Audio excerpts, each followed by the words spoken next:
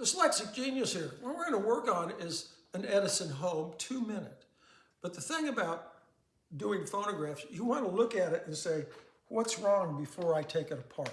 You know, well, the first problem is the top casting is running off at an angle. Where? This is going this way on the bottom plate. It's too wide here, too short here. Okay. Yeah.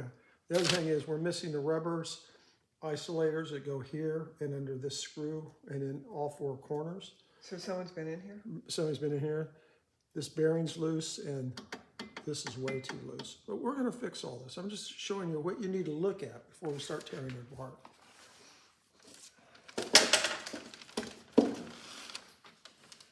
The other problem is the speed control felts were changed and they're good, but this is way too tight. And we have to fix it. This yoke for the speed control to the governor, it has to float back and forth. But everything else is good. And then you want to look at this, you go, oh, there's no oil or grease on the gears.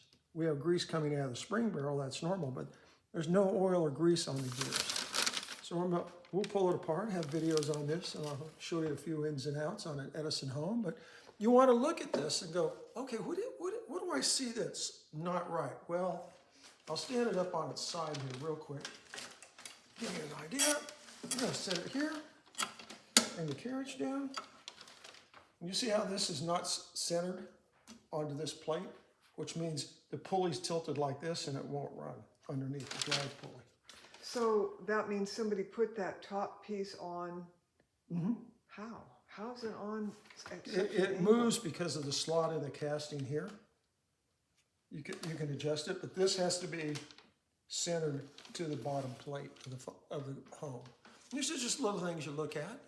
You know, I'll take it all apart and put it all back together. It's going to be a lot of fun, a stream of videos while I wait for a spring for the Pathé.